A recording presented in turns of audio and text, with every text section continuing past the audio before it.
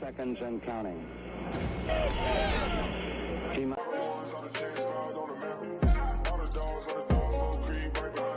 Hey, what's good guys, Clutch Entertainment here, back in another video, and for today's video, I'm going to be talking about the Houston Texans, and it's about that time of the year where it's the off-season. Teams are starting to make their plans for the future.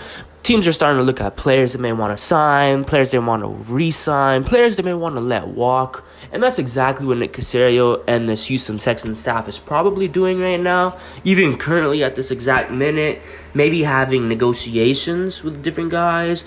Maybe starting to look at projected numbers, put different numbers on the table for like what players could be able to get, stuff like that. But the offseason is gonna be in full stretch, full swing pretty soon. Like right after the Super Bowl, that's when things really start to ramp up. Free agency starts right away in March, like a little bit less than a month after the Super Bowl. Then of course the Senior Bowl stuff. I think in the middle or end of February, something like that. But yeah, the offseason is in full swing. And Houston Texans, they should be looking at players they're going to re-sign right now. And the point of this video is we've been talking about free agency, like a very early free agency video, different players that could look to sign and whatnot. But first off, I want to start with our free agents, the free agents that Houston already currently has to re-sign or at least potentially look at. And those consist of Dalton Schultz, Jonathan Greard, Devin Singletary, Sheldon Rankin, Steven Nelson, Noah Brown, Blake Cashman, Jerry Hughes, Denzel Perryman, a lot of different guys like that who they could very well look to resign. Now, the names I just mentioned, I would not expect to bring every single one of them back. I don't think that's gonna be the right thing to do. I think my number one priority / target right now should be Jonathan Greard. Right now it's 1A, 1B for Dalton Schultz and Jonathan Greard for me right now. Yes, I do feel like you can find a better tight end, whether that be in the draft or free agency, possibly. But I think the major, factor that wants me to keep Dalton Schultz is his chemistry with CJ Stroud. Now, it did take him a little bit to build up that chemistry. At first, in the beginning of the season, it looked like they were not on the same page at all. Misfires, just not there at the right time, bad timing and stuff like that. But then it started clicking, and then they looked good. And then towards the end of the season again, there was a couple of drops. But let's not forget the plays that Dalton Schultz did make.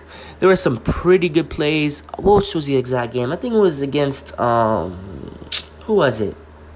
I think it was the first Tennessee. Yeah, it was the first Tennessee game where he just snatched the ball out of a guy's hands pretty close to the goal line. It looked like it was going to for sure be an interception, and then Dalton Schultz just simply snatched it from his hands.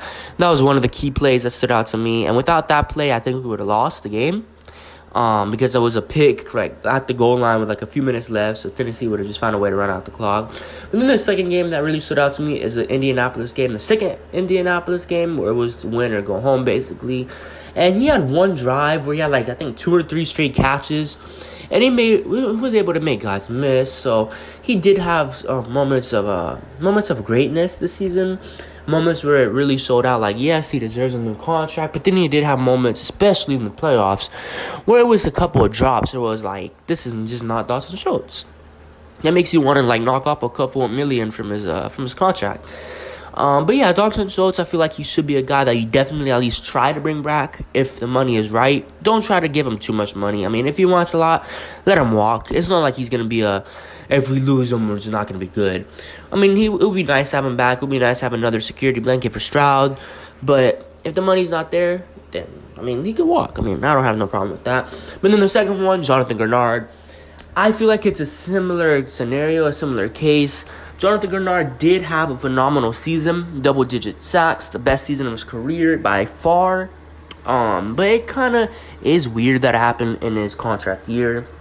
And years prior, he wasn't able to stay healthy, or I think he broke double-digit sacks one other time a couple of years ago, the Tyrod Taylor year. But I mean, outside of that, he's been an okay player. He's been solid. He hasn't been bad. He's always been one of those guys that's like, what if? What if he can stay healthy? What if he puts it all together? And this is the year, I guess, that he finally did all of that. But it is slightly concerning to me that it happened in his contract year, and he is already 27. Do you want to give a guy like that onwards close to 20 million? I don't think he's going to get 20, like anywhere like 17, 18, 19. I think he's going to be more around the 15, 16 range. And if we can get him for something like that, maybe $15 million a year, I think that's a good W for us. I mean, he could probably get a little bit more in free agency somewhere from a team that desperately needs a pass rusher.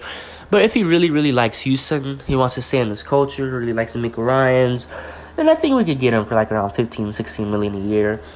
But yes, he is already 27. I mean, 27 is not old. But if we were to give him like a 4-year deal, for example, he'll be 31 by the deal was up, 15 million a year. I feel like that would be a fair deal for both sides.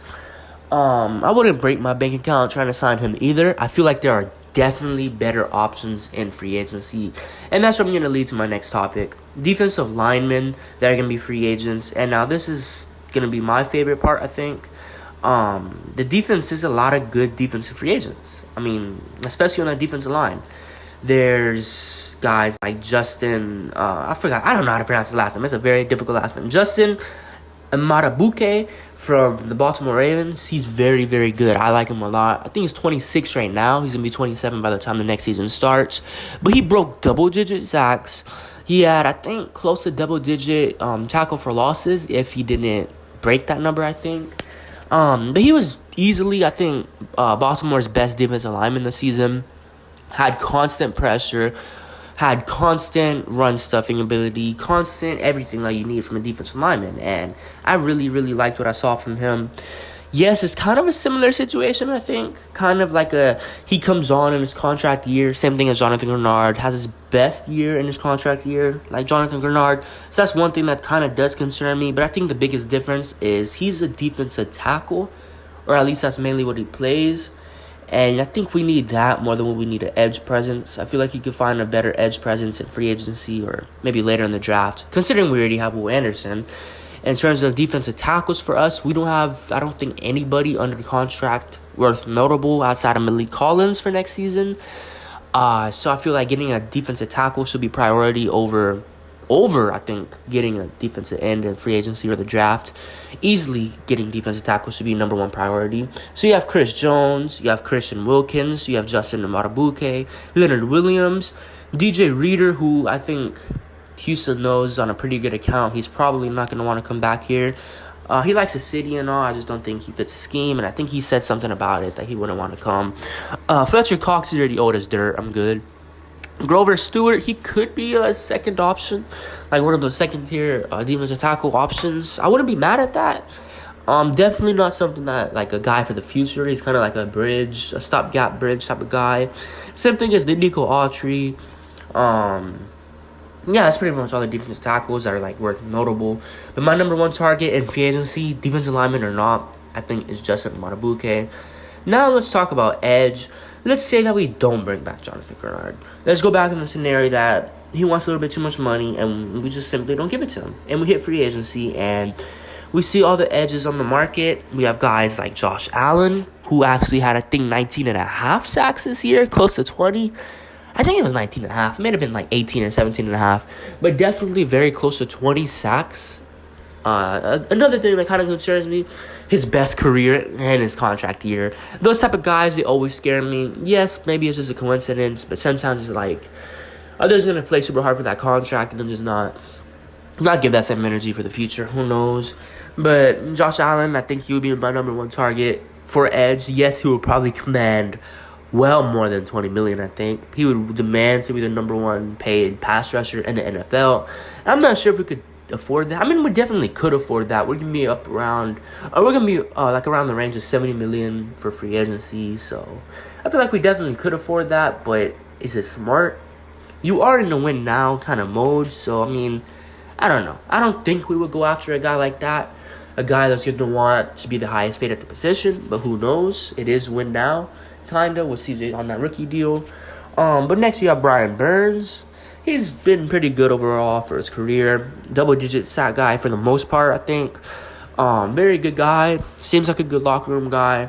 But is he that much better than Jonathan Greard? I definitely do think he's better.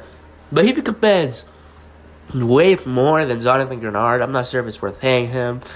I think I'd just rather pay Jonathan Greard a little bit less. But yeah, Brian Burns, he could be a good option.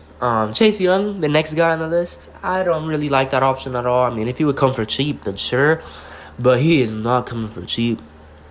he's going to want to be, I don't think the highest paid. He definitely knows he's not going to be the highest paid. But I definitely do think he's going to want a significant amount of money, and he has not earned that in San Francisco or Washington, so I don't think he's going to get that contract. It would be a no for me unless he takes a little bit of a pay cut. Next guy, Daniel Hunter. I mean, he's cool. He's okay. I mean, at that point, just resign Jonathan Kennard if it comes down to that. Daniel Hunter, I wouldn't be mad if it's slightly kind of cheap. But yeah, the next guy on my list, let me talk about linebackers now. Patrick Queen, I think he'll be my number one. I've heard a lot of people on Twitter, they kind of say, specifically a guy, I don't know if y'all know him on Twitter, he makes tweets, Cody Johnson. He doesn't like Patrick Queen on the Texans for one prime reason, and it's because he wouldn't be able to play the micro, I think it was, I don't think he'll be able to play the micro. He's more of a will linebacker like Christian Harris, and he doesn't think he's going to fit. Unless a lot of people's minds on Twitter, and I kind of agree. I mean, you don't want two of the same positions on the team. They both play with the same type of energy. They both are high motor, looking to kill somebody type of players. But you definitely do need that mic, and I definitely agree. If Patrick Queen could come in here, play the mic, then sure, but I don't think he could. Yeah, and plus he's probably going to want to be the highest, or one of the highest paid linebackers, so you got to take that into account too. And I think my second target is Jordan Brooks, linebacker out of Seattle. I think he's my second option. He could play middle linebacker. I think he could play Mike pretty well. He's still, I think, 27, so he could be here for a good amount of years still, playing the middle linebacker role for us. So I really like him. Next, I'm going to be talking about corners. Nigerius Need, probably my number one target. I mean, he speaks for himself. Kansas City Chiefs, he's been there for a few years.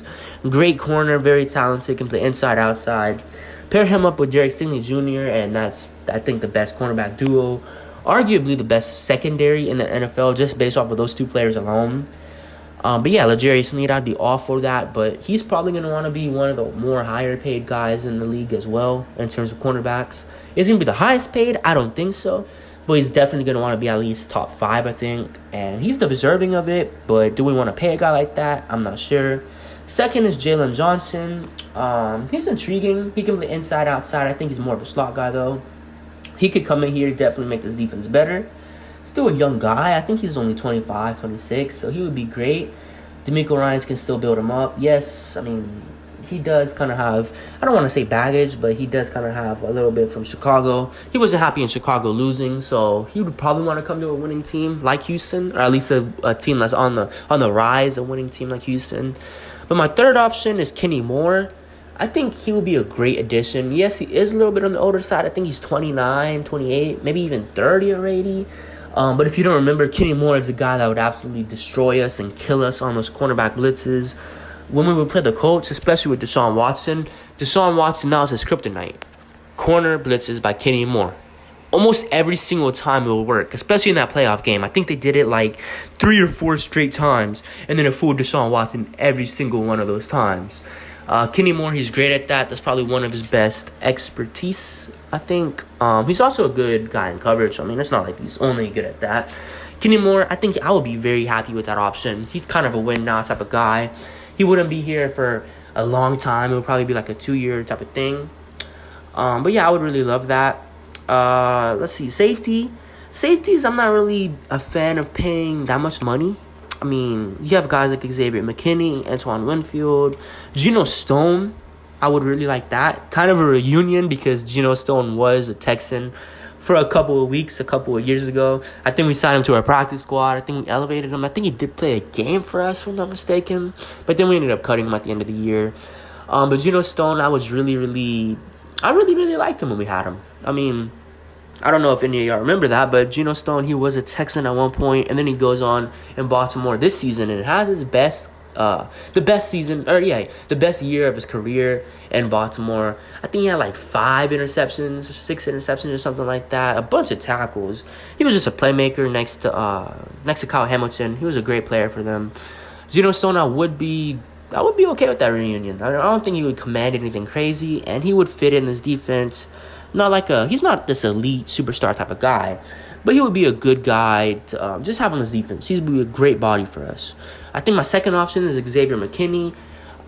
He's good. I feel like he's maybe a little bit kind of like Jalen Petrie. I think McKinney is definitely better in coverage than Jalen Petrie, but I think McKinney's more that guy that you send on blitzes, a guy that like kind of box guy, from what I've seen at least from New York fans and whatnot. But I definitely do think he would fit in this defense. You could just put Jalen Petrie in the slot full-time or something. But yeah, and the last position that I want to talk about is running back. And now this is going to be very controversial because you have guys like Saquon Barkley, you have guys like Josh Jacobs, you have guys like Tony Pollard, Derrick Henry, Austin Eckler. A lot of those guys are pretty old. Or not old, but I think Saquon Barkley, he's 26, 27? Somewhere around there. Josh Jacobs, I think 27, 28. Tony Pollard, 27. Derrick Henry, I think 30. Austin Eckler about to hit 30. So all of those guys are on the plus side of 25. And we all know the career history with running backs. They tend to slow down around that 27, 28, 29 range. We saw it with Zeke. We saw it with Todd Gurley. We saw it with Le'Veon Bell. We see it all the time with different guys. Would you feel comfortable paying a guy like Saquon Barkley, who's already had a lot of baggage, who's had a few injuries, who's taken some hits behind a bad New York offensive line? Would you want to pay him probably $7-8 million, like 2-year, 3-year type of deal to come over here in Houston? I feel like he would be the main guy that I would target. Josh Jacobs would be cool, but I feel like you already have that type of running back in Dameon Pierce. And if Dameon Pierce doesn't really fit in this offense, I think Josh Jacobs is obviously a better back than Dameon Pierce. There's no question about that. Josh Jacobs is a top 5, top 6 running back in the league.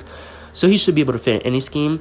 But I feel like it would be a similar case, and it would take a little bit to just gel in the offense. I don't really like that. I think Tony Pollard could be a cheaper option. I don't know about cheap. Who knows how much he's going to command. But I feel like he could be, if he is willing to take a little bit of a pay cut, I feel like he could really, really fit this offense. He's definitely not an RB1.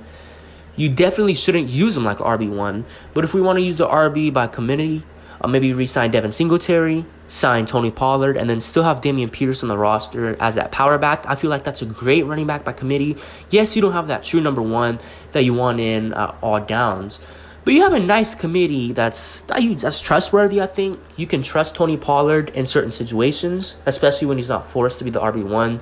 And Dallas, this past year, he started off pretty good, and they just slowed down. And I think the workload got to him a little bit. He's not made for 20 touches a game. That's just not his game. He's a guy who's supposed to get 12 to 15 touches a game, be that change of pace back, be that playmaking back, catching out the backfield.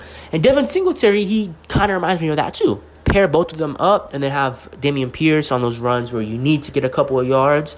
I feel like that's a pretty good running back room. I mean, that's me personally. I wouldn't be mad at that. But then I think my number one option is definitely going to be Saquon Barkley.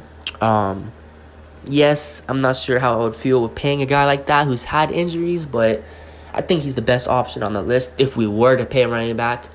My number one option in terms of adding a running back to this team in general, though, I think is the draft. You have guys like Bucky Irving, etc., but that's not the point of the video. It's just free agents.